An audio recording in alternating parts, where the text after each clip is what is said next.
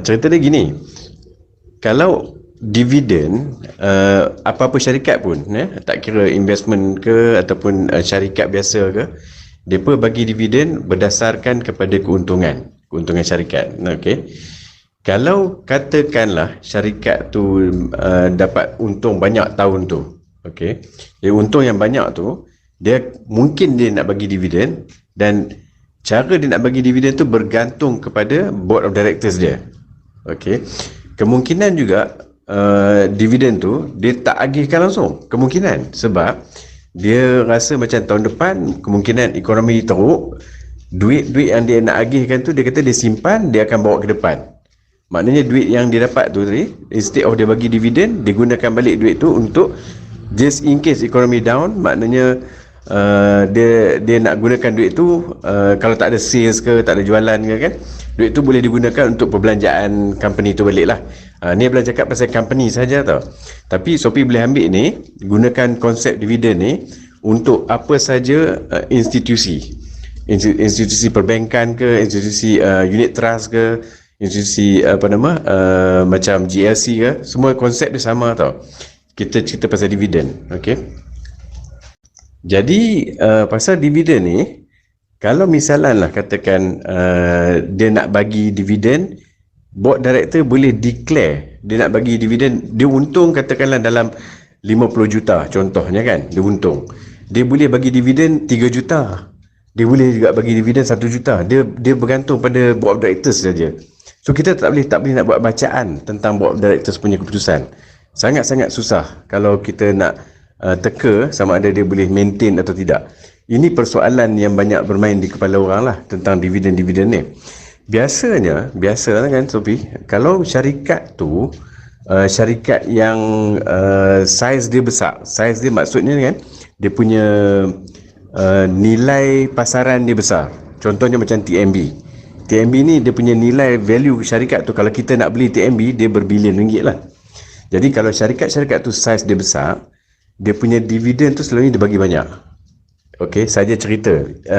Ini bukan syarat, tapi dia macam orang putih panggil rule of thumb, dia macam kebiasaannya. Okey, syarikat-syarikat yang kecil biasanya dia bagi dividen tu kecil. Sebab syarikat kecil dia nak mengembang dia nak duit untuk berkembang. Jadi dividen dia selalunya dia tak bagi langsung ataupun dia bagi sangat sikit. Okey ya. Soalannya sekarang ni ialah interest rate. Apa kena mengena interest rate dengan dividen? Cerita dia tak ada direct connection. Interest rate ni bila central bank ataupun bank negara dia buat declare nak naikkan interest rate, maksud dia kan ada tujuan dia naikkan interest rate. Untuk tujuan utama interest rate dinaikkan ialah mengurangkan kenaikan harga barang ataupun mengurangkan inflasi. Jadi cara nak kontrol inflasi sebenarnya ialah bank negara turun naikkan interest rate atau OPR. Kalau bank negara rasa macam harga barang dah meningkat, tak boleh kontrol dan sebagainya, bank negara akan increase interest rate. Okey, ada sebab benda tu, ada cerita ekonomi kenapa dia kena buat macam tu. Kalau misalnya bank negara rasa orang tak berapa nak belanja sangat kan, dia nak tambahkan ekonomi, aktiviti ekonomi, dia akan turunkan interest rate. Jadi dalam ekonomi sekarang ni, barang-barang di tahap tinggi, maknanya inflation tengah tinggi. Jadi bila inflation tengah tinggi, dia orang akan cuba naikkan interest rate. Okey ya. Okey, interest rate ni sebenarnya adalah cost yang boleh menyebabkan profit berkurangan lah. Contohnya kan, kalau kita satu syarikat kecil contohnya, kita ada buat pinjaman untuk beli modal, untuk beli barang-barang peralatan kilang ke umpamanya. Jadi kita pinjam bank. Bila kita pinjam bank, OPR naik kan, kita kena bayar lebih lah kat bank. Maknanya profit kita berkurangan. Okey. Jadi syarikat kecil ni bila interest rate naik, kita risau. Dia sama juga macam kita punya family kan, institusi keluarga. Kalau interest rate naik, maknanya kita kena bayar loan lebih lah. Loan rumah ke, loan kereta kan. Jadi duit income yang masuk tu nak kena budget untuk bayar bank lebih. Therefore, interest rate ni sebenarnya menyebabkan cost. Okey, harap Sophie dapat gambaran tu dulu Okey. Jadi bila ada orang kata apa kena mengena OPR dengan dividen, sebenarnya dia tak ada direct relationship. Okey. Hanya people kata hearsay. Hearsay ni sebabnya gini tau. Interest rate bila naik, yang menguntungkan tu bank, yang dapat untung tu ialah bank. Dalam kes ASB dia miliki what do you call that? Dia punya share ASB ni dalam 30% dia punya saham tu masuk dalam Maybank. Jadi kalau misalnya interest rate naik, Maybank dapat profit lah.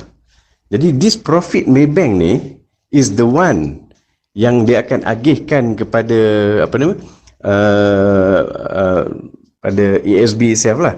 Sebab bila ASB invest dalam bila ASB invest dalam Maybank, ASB invest dalam saham RJR kan contohnya kan. Jadi saham-saham ni bila depa make money, surely ASB make profit. Bila ASB make profit tu banyak lah kan. Bila interest rate naik, sebab apa? Sebab Maybank tadi dapat untung kan. Maybank punya interest naik, jadi Maybank dapat untung, dan untung ni dikutip oleh ASB lah. Jadi ASB ni dia nak bagi profit tu dekat orang tu, mungkin dia boleh bagi lebih, tapi sebenarnya dia berbalik kepada board of directors. Dia mungkin depa bincang-bincang, depa mungkin kata okeylah kita bagi 5% ke atau 5% ke atau 6% ke, dia boleh cakap macam tu. Sebenarnya tak ada kena-mengena pun dengan direct relationship dengan OPR. It's just because ASB miliki Maybank. That's the only reason yang orang speculate. Maknanya itu semua spekulasi. Kita tak boleh nak jangkakan yang benda tu betul lah, tidak lah. Okey tak? Rasa-rasa explanation ni okey ke tak okey? Clear ke tak clear? Jadi Abalan punya conclusion, dia punya kesimpulan, interest rate tak ada kena-mengena dengan